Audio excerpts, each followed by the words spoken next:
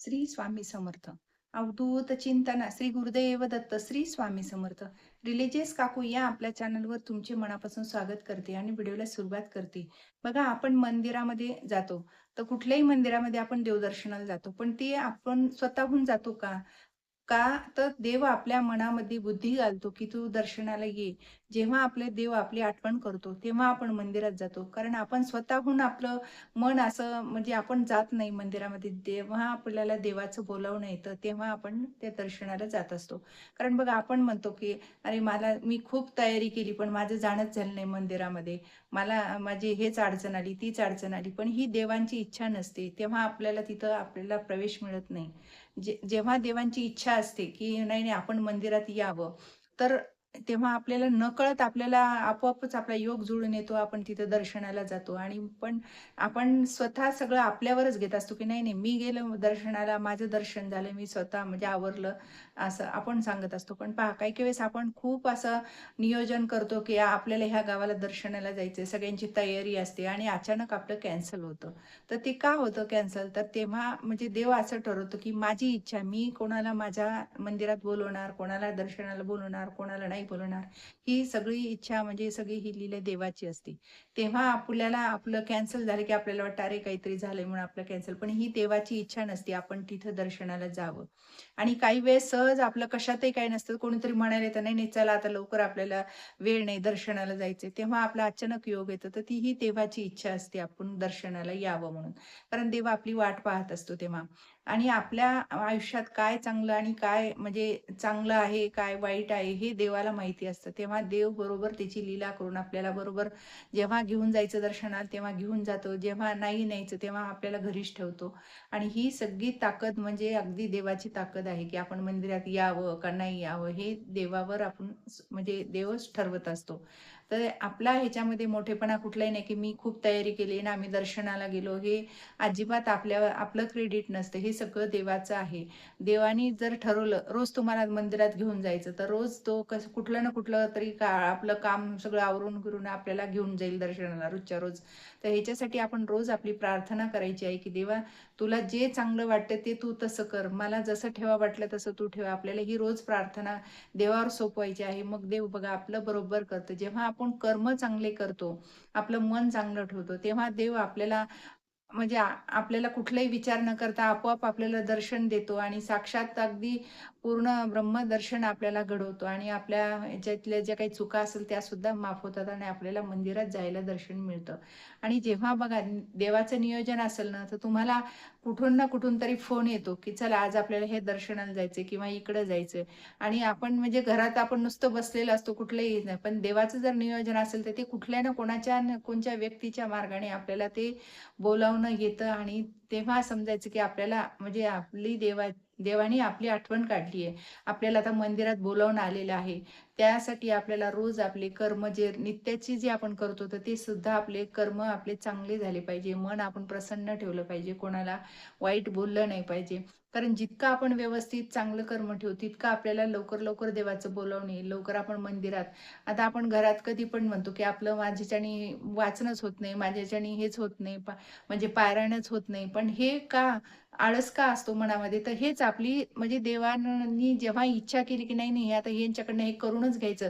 मग कितीही काम असू द्या, आपण कामात वेळ काढून सुद्धा आपण आपलं पारायणाची वेळ काढतो. त्यातूनही आपण पारायण करतो.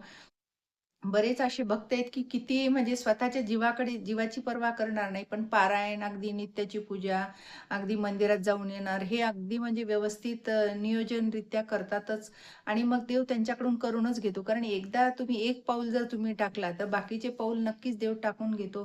त्यासाठी आपणही आपला वेळ म्हणजे अमूल्य वेळ जो आपला आहे, तो आपल्याला सेवेला दिलाच पाहिजे. तुम्ही आज 10 मिनिटाची सेवा केली, तर उद्या देव आपल्याकडनं 20 मिनिटाची सेवा आपोआपच करून घेईल. तुम्ही जर देवाच्या तिथं सेवेमध्ये जर झोकून दिलं, तर नक्कीच आपले कर्म सुद्धा चांगले व्हायला लागेल. आपल्या डोक्यात विचार आणि आजूबाजूचं इकडचं-तिकडचं ऐकण्यापेक्षा जर देवा नामस्मरणात जर आपण वेळ घातला, तर नक्कीच आपलं आयुष्य म्हणजे अगदी सुंदर आयुष्य होईल. आणि बघा तुम्ही आधीचं आपलं आयुष्य कसं असतं आणि जेव्हा आपण एखाद्या सेवेमध्ये गुंतलो आणि त्यावेळेसचं आयुष्य आपलं बघा किती बदल जाणवतो, की हे आता आयुष्य आपलं खूप चांगलं आहे.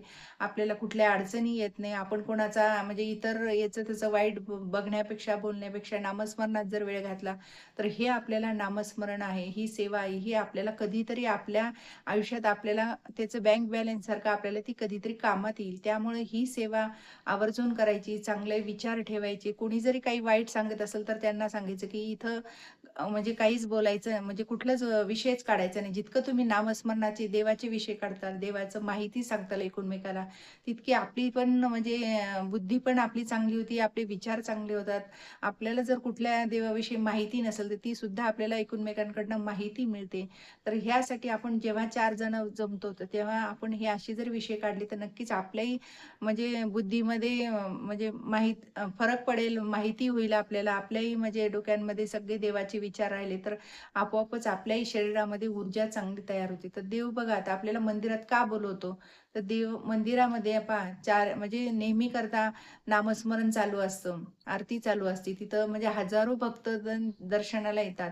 तर तिथं सकारात्मक ऊर्जा तयार झालेली असते. जेव्हा आपण मंदिरामध्ये जातो, तिथली सकारात्मक ऊर्जा आपल्या शरीरात येते आणि तेव्हा आपले विचार, आपली बुद्धी एकदम म्हणजे पलटून जाते, की मग तेव्हा आपल्याला मंदिरात असं वाटतं खूप तिथं गेलं, की एकदम भारावून प्रसन्न वाटतं, की मंदिरामध्ये आपण म्हणतो बघा मंदिरामध्ये किती छान वाटतं.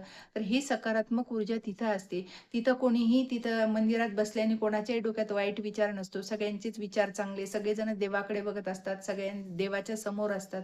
त्यामुळे सगळ्यांमध्ये ऊर्जा चांगली असते, सकारात्मक ऊर्जा असते आणि ती ऊर्जा आपल्यातही आल्यावर त्यामुळं आपल्याला असं एकदम भरून आल्यासारखं होतं, प्रसन्न वाटतं. तर अशा ह्याच्यासाठी आपण जर रोज दर्शनाला गेलो, तर नक्कीच आपल्या पण रोज आपल्याला सकारात्मक ऊर्जा मिळेल आणि जे काही आपले संकट असेल नाहीशी होतील. आपल्या डोक्यातली जी काही वाईट विचार आता कधी-कधी नकळतही आपल्या डोक्यात विचार येत असतो, तर तसे नकळत आलेले वाईट विचार सुद्धा निघून जातील. तेव्हा आपण असं मंदिरामध्ये रोज दर्शनाला जायला पाहिजे. जेव्हा आपण एकदा दोनदा जायला लागलं, की देव बरोबर आपली रोज वाट पाहील, की आज आता हे आले नाही भक्त, हे रोज असं म्हणून आपण रोज जर गेलं, तर नक्कीच बाकीचे दिवस पण देव आपल्याकडनं रोज आपली वाट पाहील आणि आपल्याकडनं सेवा सुद्धा करून घेईल. तर बघा देवदर्शनाला स्वतःहून दर्शन म्हणजे जर घ्यायला गेलं, तर नक्कीच आपल्याला त्याचं अनंत पटीने फळ मिळतं आणि आपण एकावर आपल्यावर अजून दुसऱ्यांना जरी घेऊन गेलं, तर त्याचंही आपल्याला फळ मिळत असतं. तर देवाच्या दर्शनाला जाण्यासाठी आपल्याला इतर लोकांचं बोलावणं येण्याची गरज नाही. फक्त आपल्याला देवाचं बोलावणं आलं पाहिजे आणि तिथं आपण आवर्जून मंदिरात कुठेही कार्यक्रम असो, जिथं तुम्ही कीर्तन, भजन चालू असेल, तिथं आवर्जून आपण जाऊन बसायला पाहिजे. कारण 10 मिनिटं जरी बसलं, तर तुम्ही तिथं तुम्हाला जी काही ऊर्जा मिळणार आहे, ती ऊर्जा आपल्याला म्हणजे अगदी सकारात्मक ऊर्जा आहे आणि आपल्या जी काही प्रगती आपली थांबलेली आहे, ती सुद्धा प्रगती आपली मार्गी लागते. आपले मार्ग मोकळे होतात. त्यामुळे जिथं भजन कीर्तन आहे, तिथं 5 मिनिटं का होईना तुम्ही जाऊन बसा त्या मंडपमध्ये. नक्कीच तुम्हाला ऊर्जा चांगली मिळेल. तुमचे जे काही म्हणजे कामं थांबलेली आहेत, ते सुद्धा व्हायला लागतील. तिथं काही नाही 5 मिनिटं जा, तुम्ही नमस्कार करा आणि घरी या. पण तिथं जाऊन बसा 5 मिनिटं तुम्ही. तिथे जेवढे लोकं बसलेले आहेत, तेवढ्यांची तुम्हाला सकारात्मक ऊर्जा मिळेल. ती ऊर्जा मिळण्यासाठी सुद्धा आपल्याला 5 मिनिटं का होईना जायलाच पाहिजे. तर असं जर आपण नित्याची आपली सेवा जर केली, जे काही तुम्ही मंदिरात जाणं, सकारात्मक विचार आपले आणि आपले कर्म चांगले ठेवले, तर बघा नक्कीच आपल्याला देव रोज मंदिरात बोलवून रोज आपल्यावर कृपा आशीर्वाद प्राप्त करेल. तर उद्यापासून रोज सगळ्यांनी जमेल तसं मंदिरात जायचं आहे आणि जे काही तुम्हाला भजन कीर्तन जिथं चालू आहे, तिथं 5 मिनिटं, 10 मिनिटं जिथं तुम्हाला बसता येईल, तुम्हाला तितके वेळ बसायचं आणि सकारात्मक ऊर्जा आपल्या म्हणजे शरीरात येण्यासाठी आपण मुद्दाम 5-10 मिनिटं का होईना ते कथा ऐकायली पाहिजे. जे काही भजन कीर्तन आहे ते सुद्धा ऐकली पाहिजे. म्हणून आवर्जून जायचं आहे आणि ही सेवा आवर्जून सगळ्यांनी करा. ही प्रभावी सेवा आहे आणि आपल्या म्हणजे आपल्या घरासाठी, आपल्या मुलाबाळांसाठी हे सगळ्यात चांगलं साधन आहे आणि त्यामुळे आपण ही सेवा आवर्जून करायची आहे. श्री स्वामी समर्थ. जय जय स्वामी समर्थ. माझा जर व्हिडिओ तुम्हाला आवडल्यास लाईक, शेअर आणि सबस्क्राईब करायला विसरू नका.